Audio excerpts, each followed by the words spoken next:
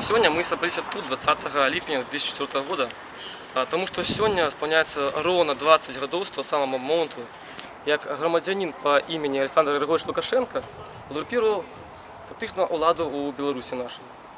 Ну, а юридично це називається уступив на посаду президента Республіки Білорусь, на якій він знаходиться і сьогодні, вже четвертий термін. Передали білоруській амбасаді звернення від ім'я білоруських активістів і українських активістів на ім'я Олександра Григоровича Лукашенка.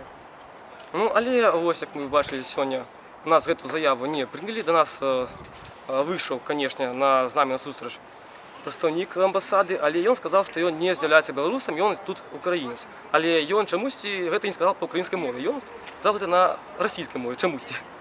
Тут тільки цікаве. І він не захотів прийняти у нас це звернення. І сказав, щоб ми віддали його дежурним по військовій охові. Але військова охова нам сказала, що вони не мають повноважень на брати деякі листи чи звернення від громадян і передавати їх у посольство. Тому ми просто поклали його на приступки білоруської амбасади і поклали пару камінів.